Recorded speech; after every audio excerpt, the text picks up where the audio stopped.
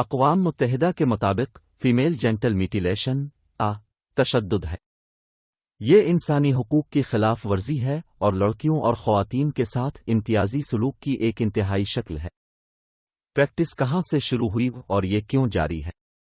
مردوں کے ختنے کے برعکس خواتین کے ختنے کا دیرپا طبی اور جذباتی اثر ہو سکتا ہے۔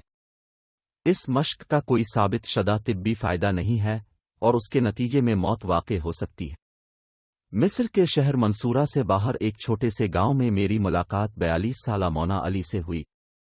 وہ مجھے اپنے گھر میں خوش آمدید کہتی ہے جہاں میں اس کی 3 بیٹیوں میں سے 2 سے ملتا ہوں۔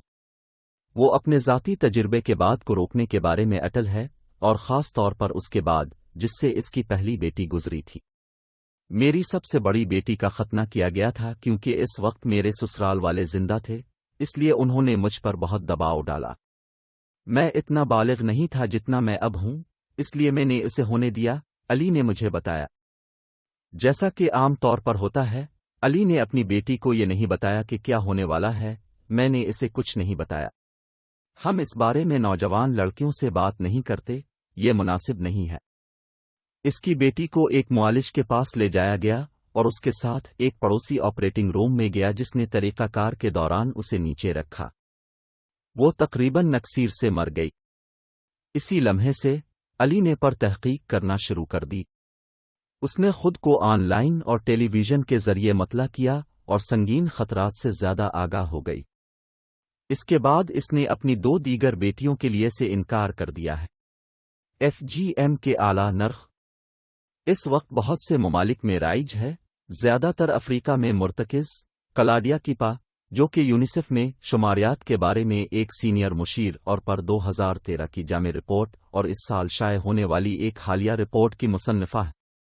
انہوں نے مزید کہا کہ ہم جانتے ہیں کہ یہ عمل مشرق وسطی کے بہت سے ممالک اور ایشیا کے کچھ حصوں میں بھی موجود ہے۔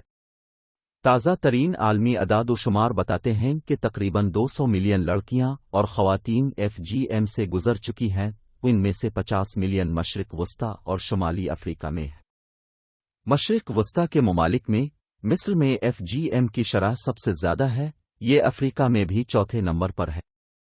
مشرق وسطی میں کیسز صرف عراق، ایران، یمن اور عمان تک محدود ہیں اور 1% سے بھی کم ہیں۔ مصر میں ترازو مکمل طور پر مخالف سمت میں اشارہ کیا جاتا ہے۔ 17 سے 42 سال کی عمر کی 92% خواتین FGM سے گزر چکی ہیں۔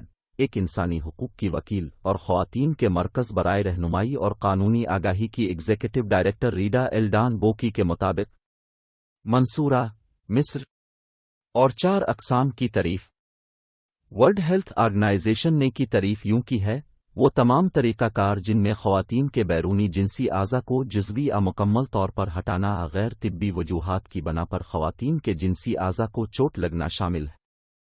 لینرڈ جے کوبا اور جوڈتھ کا 1985 میں شائع ہونے والا ایک مقالہ ان 4 اقسام کا خاکہ پیش کرتا ہے۔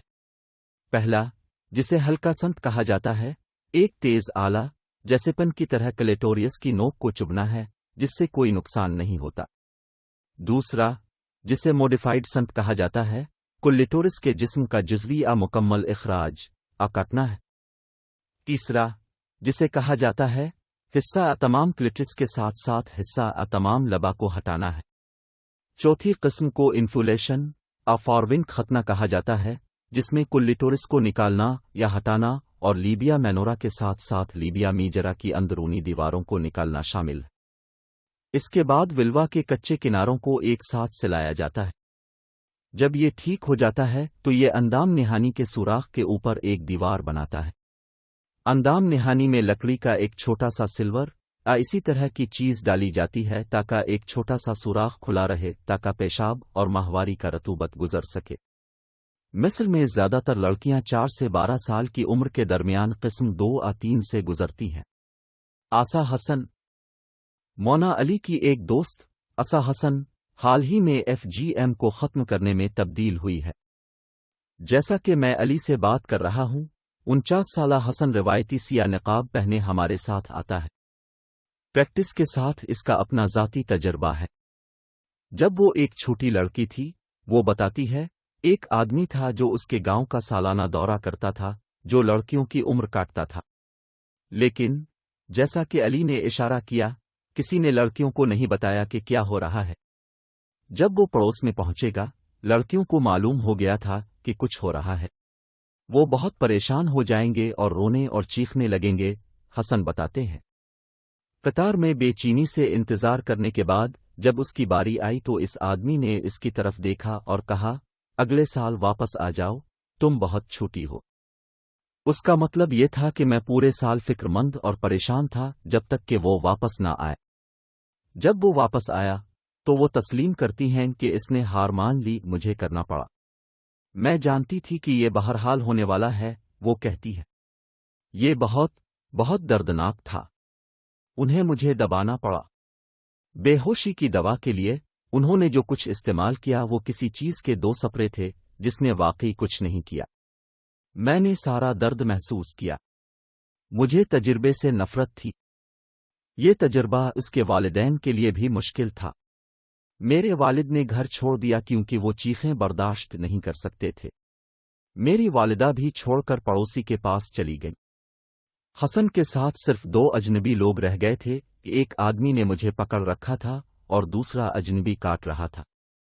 یہ جذباتی طور پر بہت تکلیف دہ تھا، گہری جڑوں والا۔ اس کے تکلیف دہ تجربے کے باوجود جب اس کی اپنی بیٹی عمر کی ہو گئی، حسن غیر فیصلہ کن تھا۔ ثقافت میں اس طرح کی مشق ہے، لیکن اس کے شکوک نے اسے طبی رائے لینے پر مجبور کیا۔ ڈاکٹر نے اس کی بیٹی کا معائنہ کیا اور مشورہ دیا کہ اسے اس طریقہ کار سے گزرنا چاہیے کیونکہ اس کا کلیٹورس بڑا تھا۔ یہ بہت بہت دردناک تھا۔ انہیں مجھے دبانا پڑا۔ بے ہوشی کی دوا کے لیے انہوں نے جو کچھ استعمال کیا وہ کسی چیز کے 2 سپرے تھے جس نے واقعی کچھ نہیں کیا۔ میں نے سارا درد محسوس کیا۔ مجھے تجربے سے نفرت تھی۔ آسا حسن، 49 سالہ خاتون جس نے بچپن میں FGM کروایا تھا۔ حسن نے گاؤں کے کٹر کے بجائے نجی طبی سہولت میں طریقہ کار کے ساتھ آگے بڑھنے کا فیصلہ کیا۔ اس کے فیصلے سے نہ صرف اس کی بیٹی بلکہ اس کے شوہر کو بھی غصہ آیا۔ تب سے اس نے کے بارے میں مزید جان لیا ہے اور اس کے شکوک کی تصدیق ہو گئی ہے۔ وہ اس حقیقت کی طرف اشارہ کرتی ہیں کہ کاٹنا ایک مسلم عمل نہیں ہے، یہ قرآن میں نہیں ہے۔ وہ کہتی ہیں، ہمیں اس طرح تخلیق کیا گیا ہے۔ یہ خدا کی مرضی تھی اور کسی کو آ کر اسے تبدیل نہیں کرنا چاہیے۔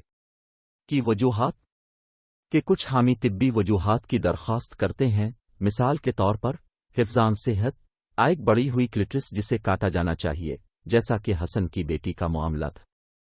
ریڈا ایلڈان بوکی کا کہنا ہے کہ وہ 2 چیزوں کے بارے میں پریشان ہیں۔ پہلا، کچھ لوگوں کا خیال ہے کہ کلیٹوریس ایک بدبو کا باعث بنتی ہے، اس لیے اسے دور کرنا صاف ہے۔ دوسرا، یہ عورت کو زیادہ جنسی طور پر ابھار سکتا ہے جو زنا کا باعث بن سکتا ہے۔ وہ حفاظت چاہتے ہیں ان جنسی خواہشات سے۔ عورت سیدھے الفاظ میں یہ اس بات کو یقینی بنانے کے بارے میں ہے کہ اس کی کنواری برقرار ہے۔ تو یہ ظالمانہ طریقہ کار کیسے آیا؟ گردش میں کئی نظریات ہیں۔ ہزاروں سال پہلے یہودیت، عیسائیت اسلام سے بہت پہلے زبردست غلامی کے دنوں میں واپس چلا جاتا ہے۔ اسکالر جیری میکی کی ایک اشاعت کے مطابق غلاموں کے تاجر کے لیے زیادہ رقم حاصل کرنے کا ایک طریقہ یہ تھا کہ وہ اپنی نوجوان غلاموں کو سلائی کرے۔ ٹائپ 4 FGM پریکٹس کے مطابق بہتر قیمت حاصل کرنے کے لیے ایک اور مالیاتی وضاحت کا تعلق شادی میں عورت کی قدر سے ہے۔ اگر اس کا کنوار پن برقرار ہے تو وہ زیادہ قابل ہے۔ قسم 4 عام طور پر اس کی ضمانت دیتا ہے۔ یہ خواتین کو عصمت دوری سے بھی بچاتا ہے۔ کی ابتدا جب بات اس عمل کی اصل کی ہو تو بہت سی انگلیاں ایک ملک کا خاص طور پر کم از کم ایک خطے کی طرف اشارہ کرتی ہیں۔ اپنے مقالے میں کوبا اور ماشر کہتے ہیں کہ قدیم مصریوں کی ممیوں میں ختنہ شدہ خواتین دریافت ہوئی تھیں۔ مشہور یونانی مورخ ہیروڈوٹس نے بھی 5 صدی قبل مسیح میں مصر میں مردوں اور عورتوں دونوں پر ختنہ کرنے کا ذکر کیا۔ میکی نے اپنی تحقیق میں نوٹ کیا کہ کا حوالہ بحیرہ احمر کے مغربی ساحل پر رہنے والے قبائل کے درمیان 2 صدی قبل مسیح تک بھی جاتا ہے۔ یہ اسے مصر، سوڈان، ایریٹریا اور جبوتی تک محدود کر دیتا ہے۔ ان خطوں میں اسلام اور عیسائیت دونوں سے پہلے کی ہے۔ اور اس وجہ سے دونوں برادریوں میں رائج ہے واپس لڑنا۔ پورے مصر اور پڑوسی ممالک میں کو ختم کرنے کی مہم زور پکڑ رہی ہے اور اس کے خلاف آوازیں بلند ہو رہی ہیں۔